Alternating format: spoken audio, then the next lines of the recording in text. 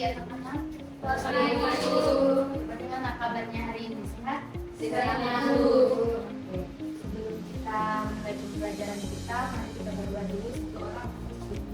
Ada doa. Mari kita berdoa.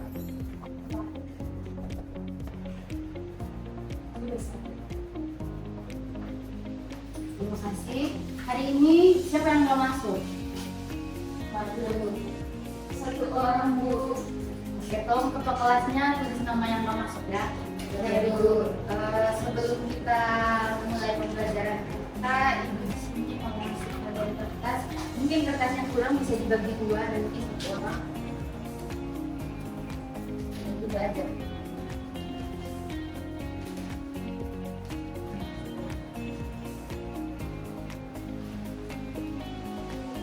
Nah, di kertas itu silakan kalian gambar emoticon yang menggambarkan suasana hati kalian saat ini. Mau kalian sedih, terus senang, silakan digambar di situ. Oke, silakan perhatikan di sini. Kertasnya disimpan, nanti kalau pembelajarannya selesai baru kita kumpulkan. Jadi hari ini bisa dilihat di sini. Hari ini kita belajar tentang sistem pencemaran lingkungan. Pernah dengar ini nggak sebelumnya? Pernah, Bu. Nah, oke, sebelum kita masuk ke materi pencemaran lingkungan, Ibu mau nanya dulu. Kira-kira dari anak-anak sekalian pernah nggak buang sampah sembarangan? Pernah, Bu. Buang di mana aja itu? Di pinggir jalan, Di jalan. Terus di rumah.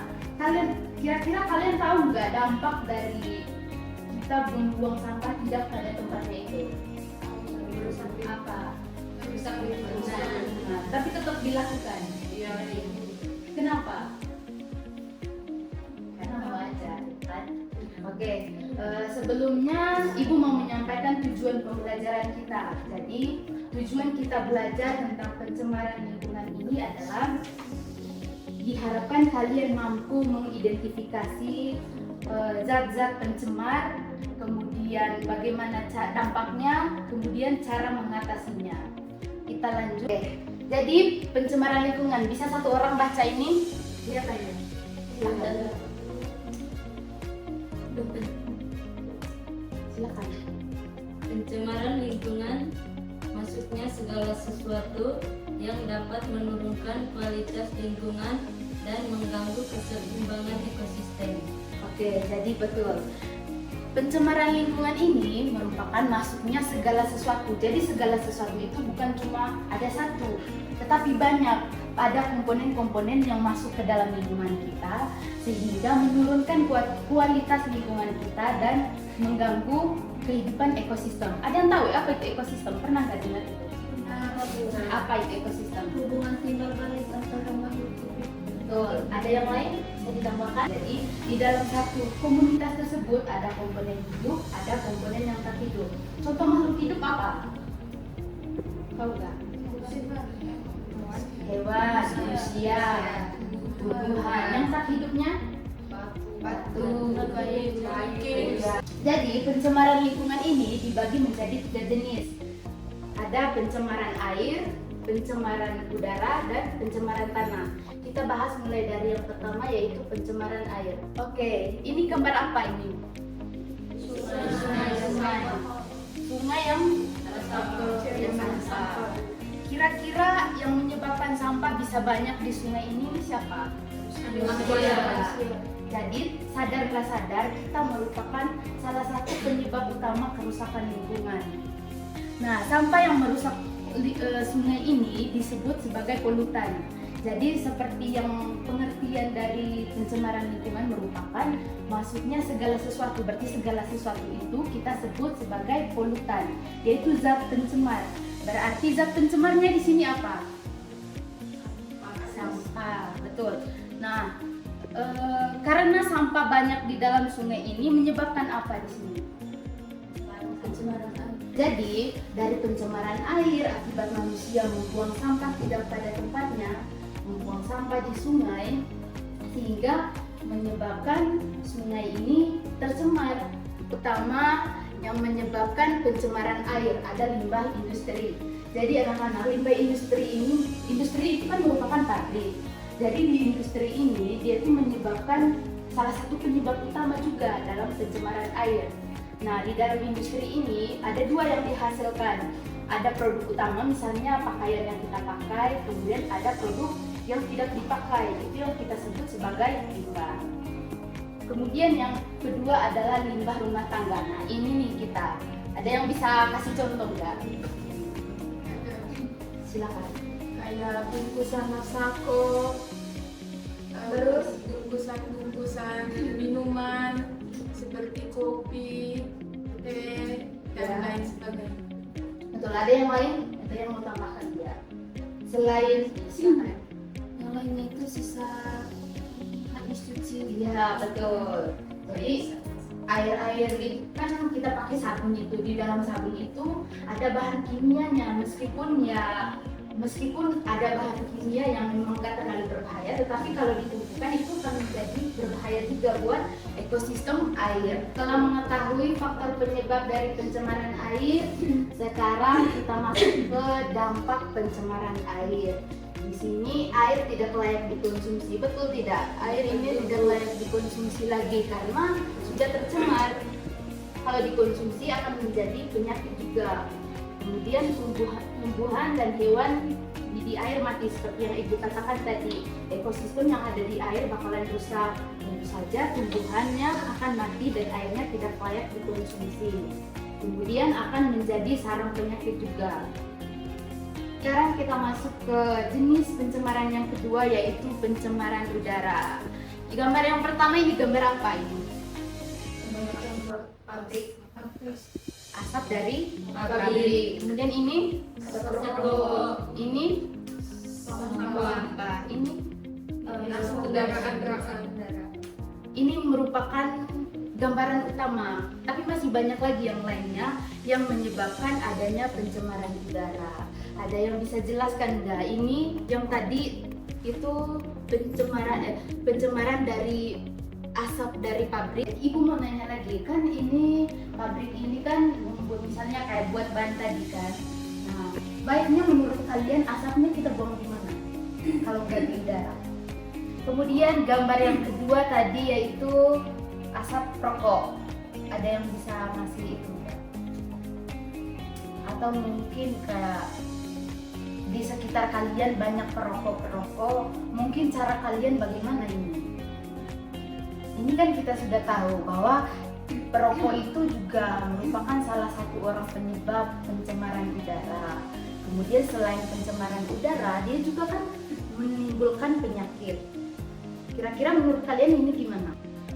Kalau menurut saya Bu, kalau tentang rokok kan kita tahu kalau orang-orang yang berokok tuh kadang suka sembarangan merokok kayak di lingkungan sekitar. Sedangkan ada beberapa orang yang mungkin tidak bisa menghirup rokok, misalnya kayak orang-orang yang mengidam penyakit tertentu, mungkin mereka tidak bisa menghirup ini asap rokok. Tapi kalau menurut saya kayak butuh kesadaran sendiri. Kadang kesadaran yang pertama butuh kesadaran dari orang yang merokok itu. Terus yang kedua, bagaimana orang yang menghirup udara itu membuat perlindungan buat dirinya. Contoh memakai masker, karena kadang kan kita tahu orang-orang yang merokok tuh kayak susah dikasih tahu gitu.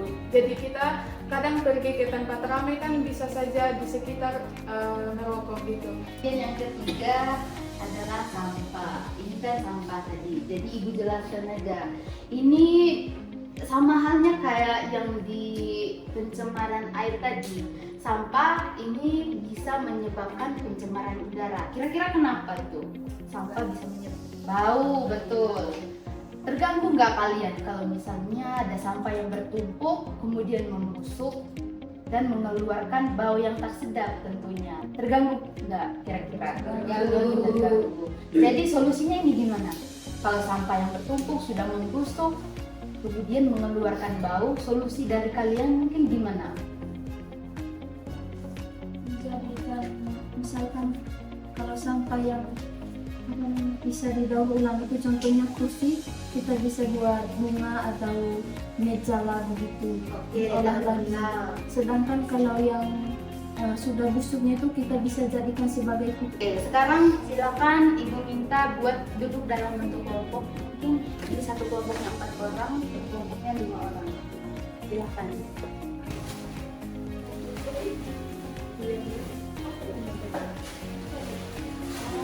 Nah, hari ini kita akan membuat praktikum tentang cara mengatasi pencemaran air. Benar gini ya Bu. Ya. Boleh belum bayar? Kasih duduk, kasih duduk. Masukkan berapa lama?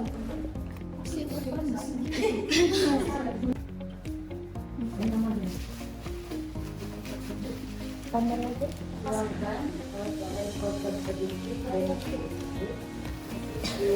Ayo, lihat sedikit demi sedikit.